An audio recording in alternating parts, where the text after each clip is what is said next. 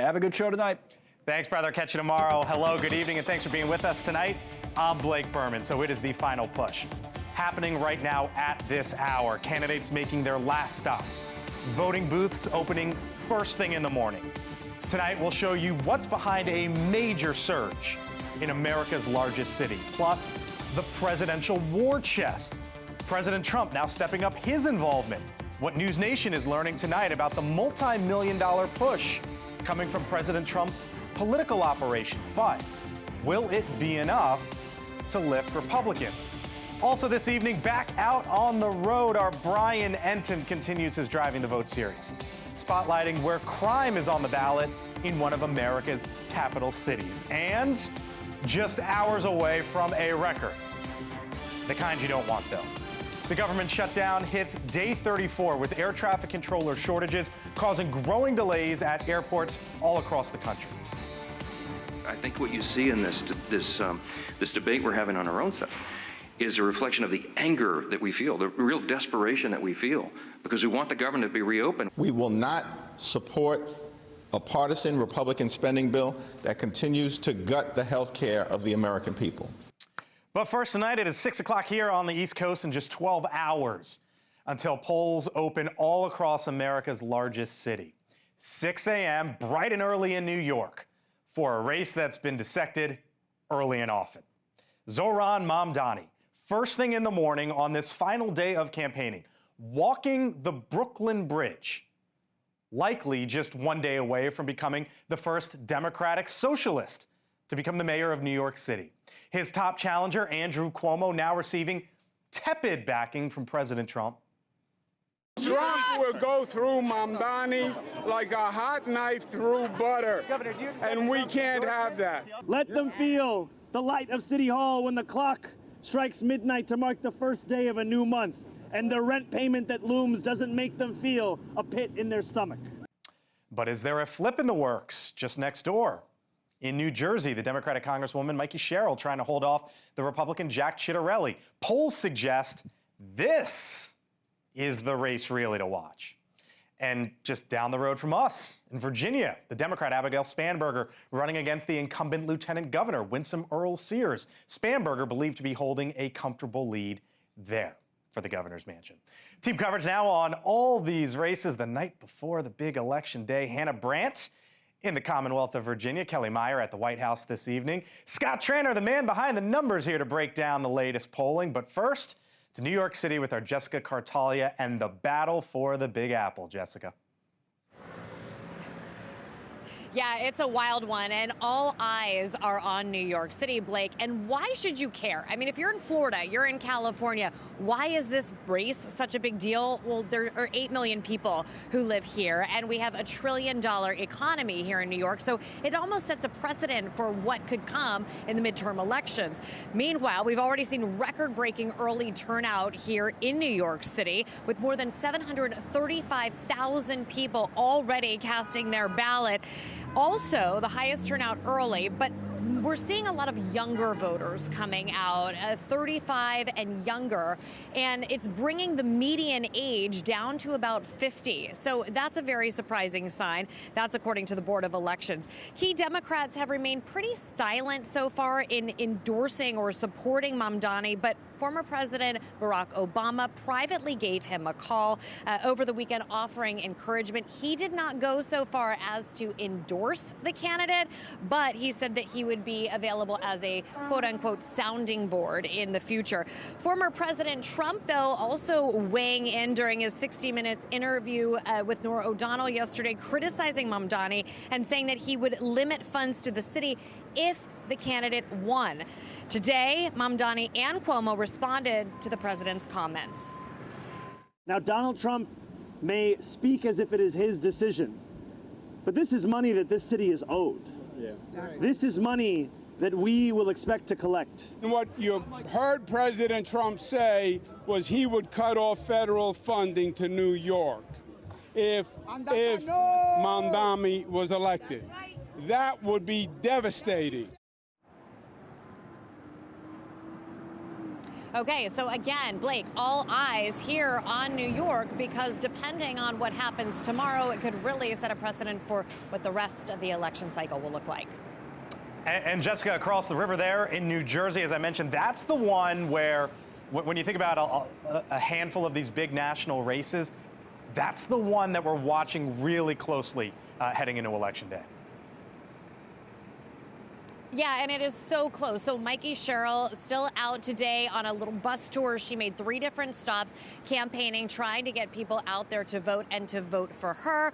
Also, Chitterelli's son, very nice story, came back. He's serving in Kuwait in the army over there. That's where he's based. And he came home early on election eve to surprise his father. So again, this is going to be a very interesting race tomorrow, and I'll be covering that. So Blake, we will check in with you then. But yeah, neck and neck here. Set the politics aside. Awesome moment there. Jessica Cartalia live for us tonight. Jessica, thank you. Now over to our Hannah Brandt, Arlington, Virginia tonight with the governor's race there. Hannah? Blake, I'm standing outside of a polling place, and there are campaign signs. You can probably see them behind me lighting this sidewalk. There are a lot of eyes on this race in Virginia, and Virginians are showing up for it. More than 1.4 million people voted early, according to the Virginia Public Access Project, and that outpaces the last gubernatorial election here. Now, both of the candidates focused on Election Day, though, out campaigning all day today, trying to get their final messages out to voters. Take a listen. We need a governor with a plan to stand up for Virginia, and we need a governor with a plan to see us through this time of chaos and challenge. And I am so excited about what it is that we are going to do tomorrow.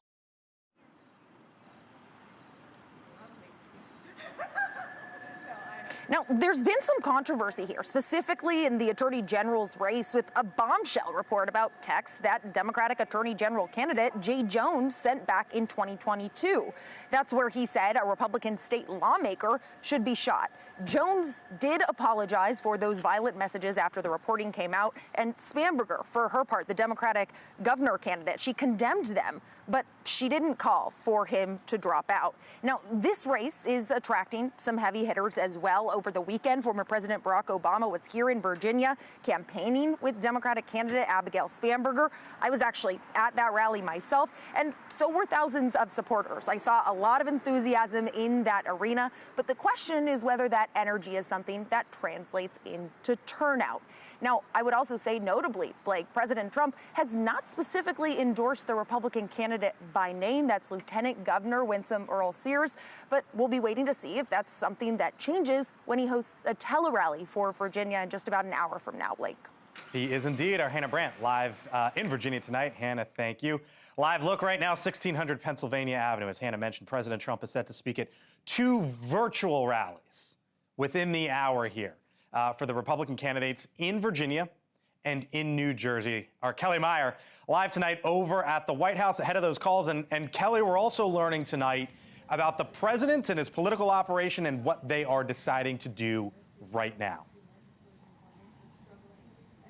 Yeah, dipping into that political war chest to help out a little bit. We actually just got a lid here at the White House, so that means we aren't going to see President Trump tonight. We actually haven't seen him all day today. That tele-town hall, tele-rally tonight remains closed to press, but we're trying to see if we could get some access either into that event over the phone to find out what he is saying in that. We know that he also hasn't been out on the campaign trail, Blake, so that's been notable as well. So we also know here that the Trump political team is dipping into that war chest, giving roughly $1 million each to Virginia and New Jersey. This is to get MAGA voters out to the polls.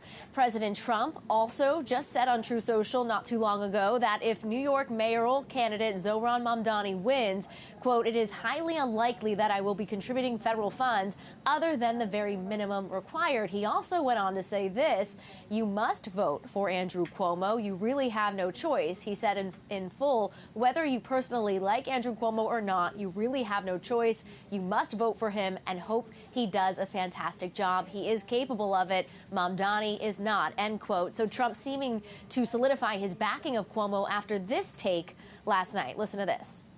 And I'm not a fan of Cuomo one way or the other, but if it's going to be between a bad Democrat and a communist, I'm going to pick the bad Democrat all the time, to be honest with you. Mamdani had this to say on X, saying, "Congratulations, Andrew Cuomo. I know how hard you worked for this." And in a radio interview today, Cuomo ignored a question on Trump's backing. Blake. Our Kelly Meyer live tonight over at the White House. Kelly, thank you. Here now on election eve. Only one guy to talk to. He is the man behind the numbers, Scott Tranter, data science director over at DDHQ. You want to say hello? You want to take a bow? What do you want to do here on this election eve? I want to say one more day before elections, and I feel great, don't you? We're back in it. Yeah. Here we are. Yeah. All right, let's talk about the big race there in the Big Apple. Mamdani, a lot of people think this is game, set, match, right? Yeah. But let's go to the numbers that really interest you, and that's the turnout, the early voter turnout at this point in time. Show the graphic if we can, because they are up to like early voter turnout somewhere between like 300% to 500% in some of the 5 boroughs there. Some of the 5 boroughs, look, we're looking at... So here it is, sorry. So this is, you got 295, 298, all the way up to 513. Yeah, what you're looking at here is you're looking at a huge surge in turnout, and when we look at that turnout against the voter file, it's a surge under people under the age of 40. So while I understand the president thinks the New Yorkers only have one choice, it's pretty clear to us New Yorkers are coming out in large numbers, and it looks like they're choosing Mamdani. So that voter surge under 40, you would think tens. That's what all the polling shows. That's what we saw in the primary. Now, we got to count the votes tomorrow. Yep. But we have a pretty good idea. Pretty remarkable, though, when you think about it, what's going on there in the Big Apple. All right, let's go to the other coast. California, your home state, Prop 50. This is redistricting. This is California saying, okay, Texas, I see what you did. We're going to try to do it too, and all of this relates back to the House and who controls it in the midterms. This is 2 races I want to show you, right? So this is District 1 and District 3.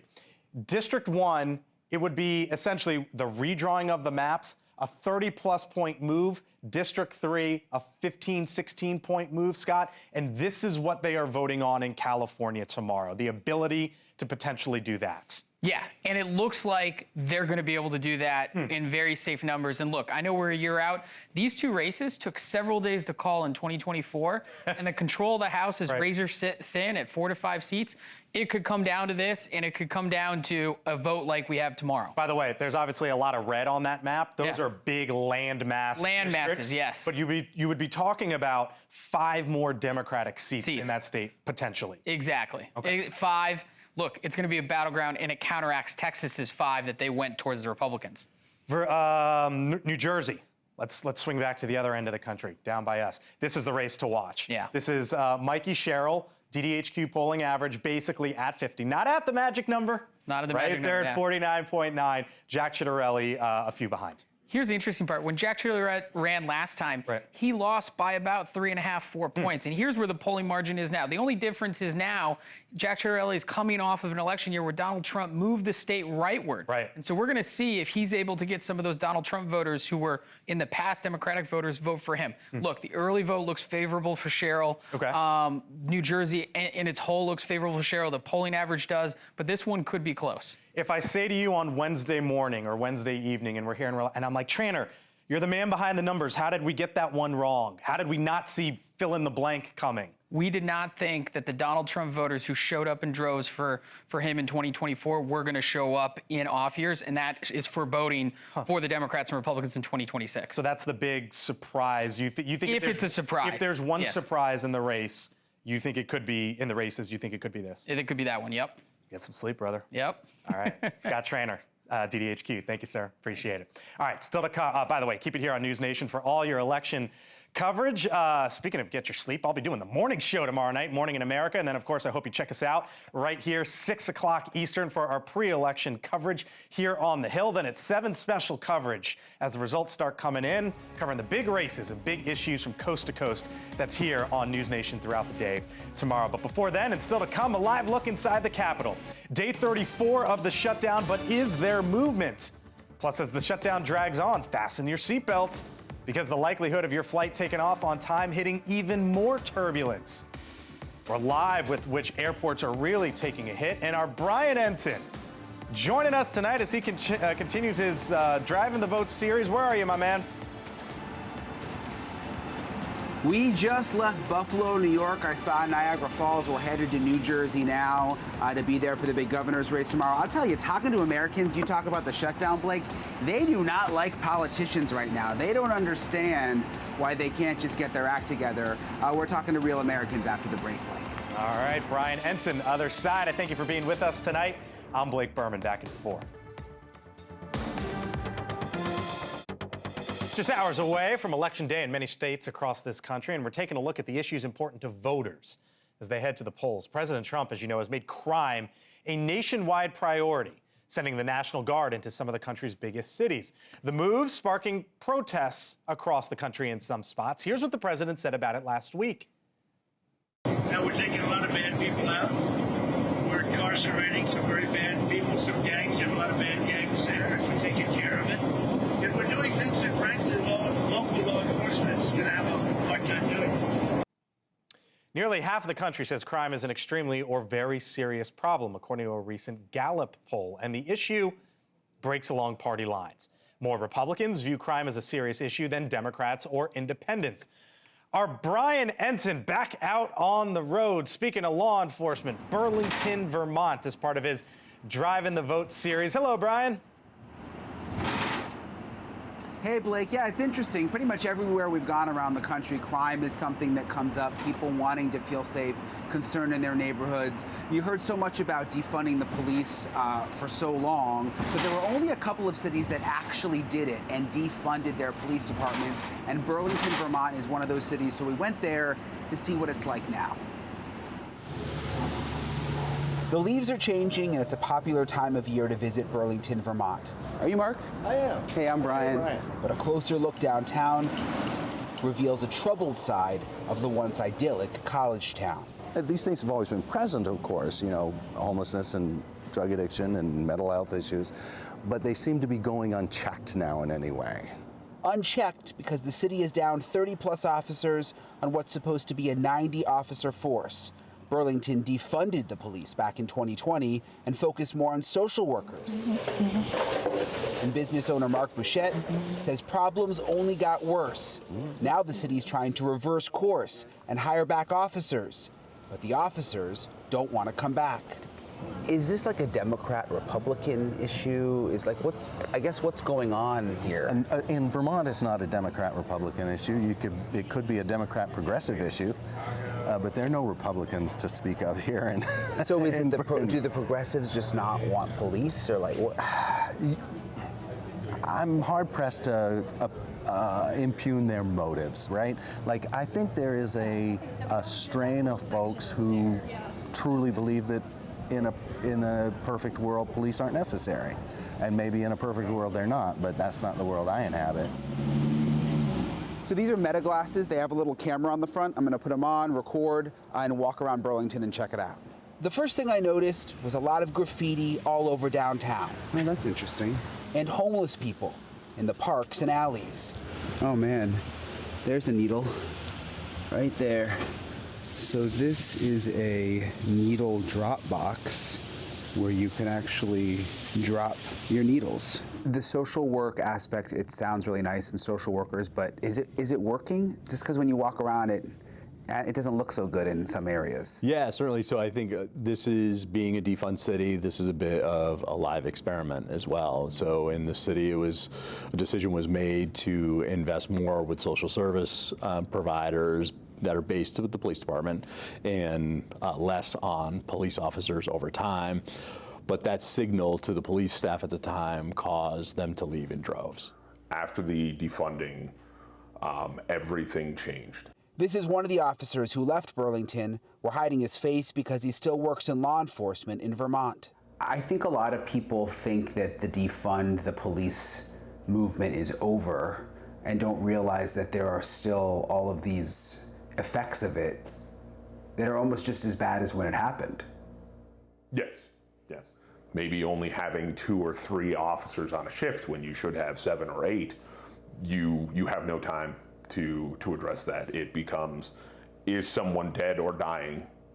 And you go from there first. And then if you have any spare time, it's just trying to catch up on paperwork and that kind of stuff, and there's no time. When I was there, it was a borderline nightmare. It was disturbing, Blake, talking to business owners there. If they call the police just don't come because they don't have enough police, and they're trying to hire the officers back, realizing that their experiment didn't really work, but none of the cops want to come back because they don't feel valued there anymore. Blake? Oh, such an important story. You're right, it's fascinating. They want the officers, they can't find them. Remarkable. Our Brian Enton live out on the road for us again tonight. We'll see you tomorrow, Brian. Safe travels. See you, Blake. Thanks. Of course. All right, still much more ahead.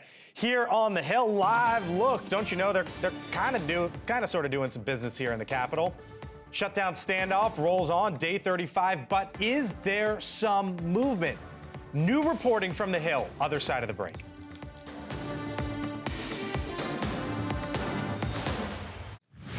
.30 on the dot here on the East Coast. The Senate reconvening late this afternoon as the government shutdown heads now into its 6th week.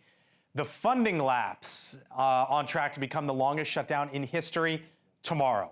And Americans in many places are starting to feel the pain. The Trump administration today saying they will send low-income Americans half of their funding for food stamps, the money coming from an emergency account the administration is now tapping. This follows a judge's order late last week saying the administration must pay out the benefits. The admin had said they thought at the time, at least, that it was illegal to do so. Roughly 40 million Americans are on those programs. And in the skies, flight delays and cancellations are mounting at airports nationwide, in part due to staffing shortages among air traffic controllers. They are working without pay during the shutdown. The Transportation Secretary, Sean Duffy, says delays will get worse if air traffic controllers miss more paychecks, posting this on social media, saying yesterday he saw another horrible record set. 84% of delays were due to staff shortages.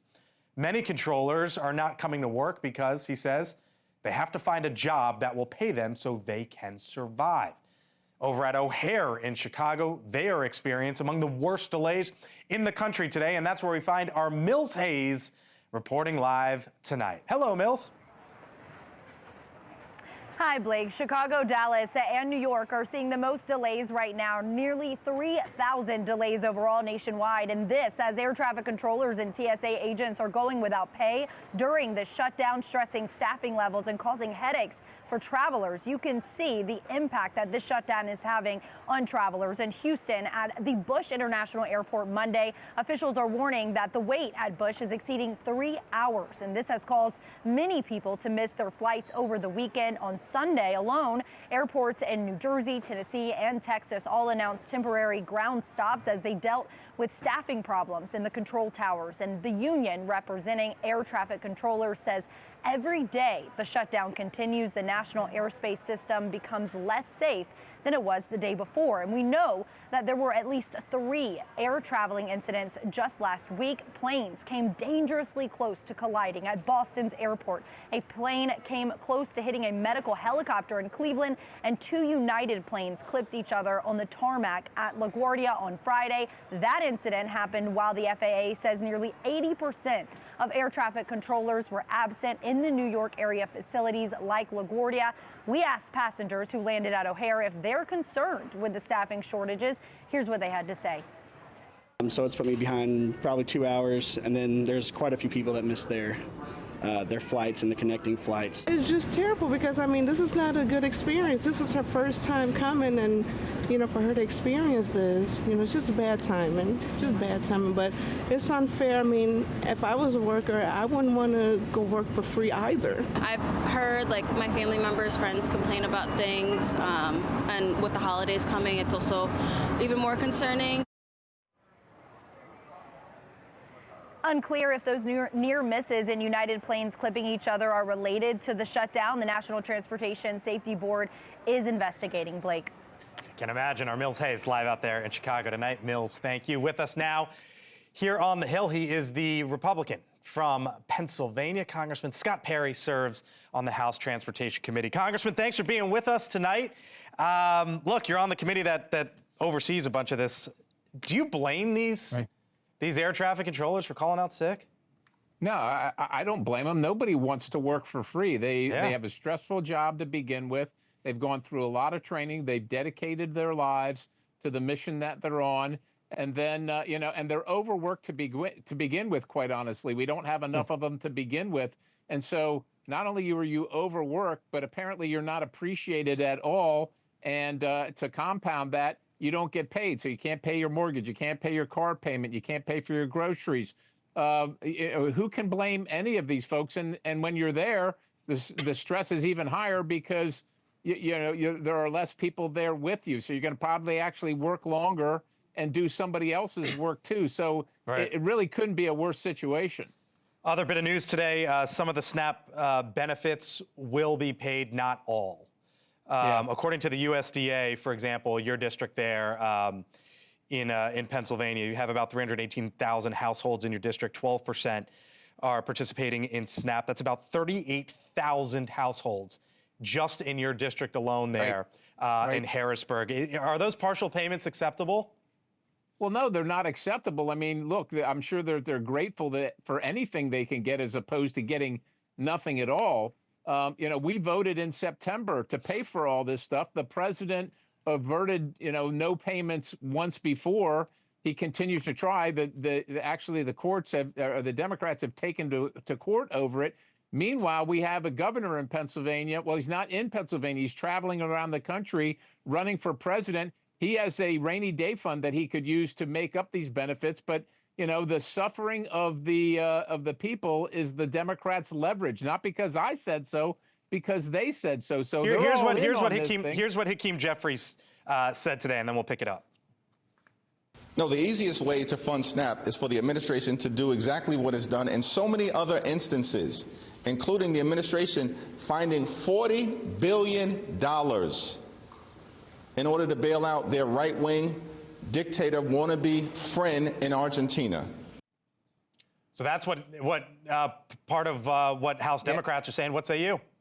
Apparently, the minority leader, doesn't know the difference between the SNAP benefits and a loan to Argentina and the constitutional requirements for the SNAP benefits to be appropriated, which they are not, because the Senate Democrats refused to vote on the House bill passed on a bipartisan basis over a month ago. It was all taken care of. They just refused to vote for it. And look, I'm from Pennsylvania. Senator Fetterman continues to vote with Republicans to open up the government. I mean, like him or not, at least he gets it. So let me ask you, because as you mentioned, you are from Pennsylvania. You are part of the House Freedom Caucus. Here's what the Hill's reporting tonight, that Senator Thune is optimistic that the shutdown may end by the end of this week. It would include potentially, and I caveat that with potentially, a spending bill through January and a vote on extending the Obamacare subsidies, purely a vote. Yeah. If that is indeed the case, is that something that you would be in favor for, Congressman Perry? Well, I want to definitely get past December. There are some people talking about doing another Christmas omnibus, which is terrible. I'd like to see something much longer than January, but if that's the best we can do because we need Democrat votes, at least that'll be an improvement. The Obamacare subsidies, look, I think we have to have a discussion about that. I don't want to keep sending tax dollars from the Treasury to insurance companies who are going to raise the rates anyhow, where their profits are up 230% and they deny 30% of claims. I think we've got to fix that. So, I'm not sure what that vote looks like, but I think we'll have to have a discussion in the House about that. With us live tonight, Central PA, Congressman Scott Perry. Thank you, sir. Appreciate it. Thank you, sir. God bless you. Of course. All right, other side of the break tonight. It is the big news come tomorrow. What is going on in New York City? President Trump now speaking out about his hometown.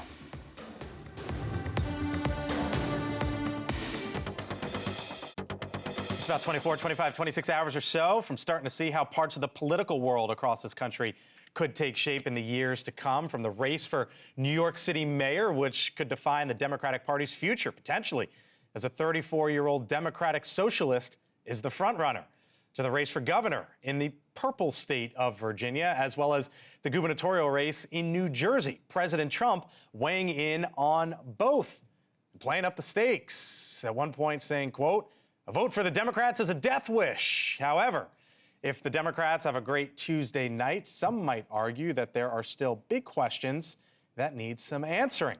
What is the direction of the party? Would a Zohran Mamdani victory in New York City mean they need to move more left, or will they move in that direction? Mamdani himself seeming to suggest that big changes are coming. Today, the morning before Election Day, we have not only come so far, we stand on the verge of ushering in a new day for our city. To the panel. Full panel here with me now. Sean Spicer with us this evening, NewsNation political contributor, host of the Sean Spicer Show podcast. Annalise Keller is a Republican strategist. Kurt Bardella, NewsNation contributor, and Dan Cannon, former Battleground States Director for both the Biden and Harris campaigns. Hello to you all. Happy Election Eve. We got a lot going on tomorrow. I thought it was fascinating, Kurt, Dan, your side of the aisle. Let's start there, because over the weekend, President Obama, we learned, talked to Zohran Mamdani, didn't fully come out and endorse Zohran Mamdani. And I wonder if that's sort of emblematic of where your party is, which is, okay, we're watching, we're waiting, we're seeing, but at least the establishment not fully embracing. Yeah, there are a couple things can be true at the same time here, Blake. Number one, when was the last time the New York mayor defined any political party? I don't remember Michael Bloomberg or Rudy Giuliani becoming the president of the United States ever. So why we've decided all of a sudden that the New York City mayor is the face of either political party, that seems ludicrous to me. On the flip side of it, I'm tired of Democrats being kind of halfway in, halfway out. Just own it. I mean, you're clearly having a conversation with the guy. You're being public about it. Just endorse him, because all it does is create these type of conversations where you look like, well, we want to kind of look like we're for you, but we don't want to overtly say it, which sounds idiotic to me. I think that's right, although I will say I don't think most of the country really cares what the Democratic establishment thinks about a race in New York or anywhere else, honestly, and I'm not sure we should be waiting for that. I think the challenge they have is they want to see what happens in not just this race, but we'll talk about some of the other races in the area later, because this may be a bellwether for how they handle the House politics. Lots of contested races for Democrats, a couple of Democrats who won in Trump districts nearby, and I think they're being cautious for that reason. But I'm with Kurt. I think that be with the guy. He won the Democratic primary. He's running on costs. That's not a bad thing. Oh, I hope you own that. Honestly, they should take Dan's advice, because if you want to take a terrorist-loving communist with all of his policies and own them, I think that you have just done the Republican Party a huge favor. We will make every Democrat answer for Zohran Mamdani next year and the policies he supports. So give him a big bear hug, embrace him, because he will become the face of the party. This isn't, I mean, to Kurt's point, here's all I'll say. You haven't never had someone this nuts and outside the mainstream to run a major American city or anything. There hasn't been a student council election with somebody this far crazy. So I hope that every Democrat has to answer and account for his policies. Yeah, and I want to build on that, because I think not only you also have AOC and you have Bernie Sanders. These are the people that are getting the momentum in the Democratic Party right now. Those are the people that are drawing crowds. So yes, it's a mayoral race, and yes, it is a local race, but you're also seeing that everywhere. And I think the reason is affordability. The distinction for tomorrow is going to be this. It's one thing to be a member of a legislative body, whether it's AOC or Bernie Sanders in the Senate or the House. You're now going to be an executive. So for all of this stuff, it's not just theory anymore. You actually have to do it or not do it or watch it fail, which he will do. Why didn't Obama endorse him? I think he's being cautious for the reasons that I articulated earlier, and who knows what he's honestly thinking there. But Sean, I want to disagree with this point that we're going to have him be the face of the party in something different. They're going to try to. I understand you. I disagree with your point that it's going to be any different than if you'd put AOC on every single ad in every single state, or Nancy Pelosi, or any other boogeyman. The fact is, the guy, even if I don't like all of his policies, he ran on lowering costs, and you want to make him this boogeyman, but his most compelling ad was talking about the fact that if you're a street food vendor, you got to pay like $10,000 to get a license that should cost $100, and that's why your street food costs $15, not $10. Real people get that. Yeah. It's good politics, and that's where the party should go. But I'm telling you, you mentioned the other people. I mean, when I was at the RNC for 6 years, Nancy Pelosi was probably the biggest windfall that we had fundraising-wise. Sure. She's going to retire probably this week. No, Zohran Mamdani will take her place. But there's always one, is my point. It's going to be great. somebody. And but he's so far crazy. It's one thing, she fit the bill. She was from San Francisco. It's a very lefty thing. New York City going this far crazy left is something that everyone can identify with immediately. We're not going to have to, build him up. It will become a new thing day one. So let me take you to where two folks agree here, because I asked all of you agree on both sides of the aisle. I asked all of you sort of what are you watching for? The one thing that you're watching for tomorrow. Both of you two said Virginia. Tell me why. I'm looking at how Democrats and Republicans perform in purple counties like Loudoun County compared to the last elections. We saw Republicans make a lot of gains in some of these places, make gains with Latino and Asian American voters, especially in those outlying suburbs. I'm curious to see if that holds up to be true this time and how they run versus the Glenn Youngkin numbers from before. Why Virginia? Virginia traditionally votes in threes. So if you get one, you get them all, right? You mean the governor? The governor, you get the lieutenant governor and the AG, and that goes both parties. Tomorrow, Jason Miyares, I think, is right now just maybe outside that margin of error. And so if Democrats have a good night, does it extend to Miyares? Because I think it would say a lot that Virginians, where I vote, actually elected a guy like Jay Jones who threatened the life of a political opponent and wanted to see the child of that political opponent die in his mother's arms. That, to me, is a bridge too far. And whether or not Virginians, even if Democrats were to have a good night, which I still think that there's hope for us on our side, whether they go that far. I'm going to get to Dan in a second because you're going somewhere sort of off the map, but the building here behind us, Annalise, you wonder if whatever happens tomorrow, if it impacts the shutdown here. Yeah, there's been some speculation that Democrats are a little hesitant to end the shutdown, to roll over and not get a policy win here. So I'm really watching to see if this is the moment where they feel like, okay, we can go ahead. This is mounting pressure. You've got SNAP benefits ending. It kind of feels like this is the week before the week that the shutdown ends. And I think this is one of those pieces that needs to fall into place for Democrats to finally feel like they can come to the table and vote for a clean CR. So all the races that are out there, you got governor's races in Virginia and New Jersey, the mayoral race in New York City, you've got Prop 50 out in California about redistricting. And Cannon texts me that he's focusing on Nassau County in New York. Why? Yeah, the Bahamas of New York, Blake. Nassau County, Long Island, is home to a couple of very tight congressional districts, New York 3, New York 4, Tom Suozzi and Laura Gillen. But on the ballot tomorrow is the county executive race. Okay. There's a guy named Bruce Blakeman, not to be confused with Blake Burman. All good. Who was the county exec. He won by 50.3 points. I mean, just a very narrow squeaker victory. Okay. Seth Kozlow is a county legislator who's running as a Democrat. Okay. That's a close race. Not a lot of polling in a county exec race on Nassau County. But it's right next to New York City. And we get to test Sean's hypothesis in real time tomorrow because it's same media market. Fox News has been running stuff on Mamdani nonstop. If it affects that county exec race in a big way, that might be telling. On the other hand, if Democrats win that county exec race and flip it from Republican to D, I think it's very telling for where we stand in the midterms with House races, especially in New York. You think Dan's right there? Yeah. I agree with you, Dan. Thank you, Kurt. Right. Yeah. No, it's a good point. And again, the one thing I'll caution, whether or not we have a good night or not, I think I always used to have a saying when I was at the NRCC, special elections are special for a reason. Careful, there's always lessons to be learned in an election, but trying to read the tea leaves about an election from a year from now is a big mistake too many pundits make. They go, this is what it's going to mean for the midterms. Lessons learned on both sides coming out of tomorrow, but let's not start to forecast what midterms are going to look like. All right. But what will we talk about tomorrow then? Well, I'll talk to you, both of you two in the morning on Morning in America. Thank you all. Appreciate it. Still to come here, other side of the break. So what in the world united President Trump and Gavin Newsom? Yes, those two united. I'll explain on the other side.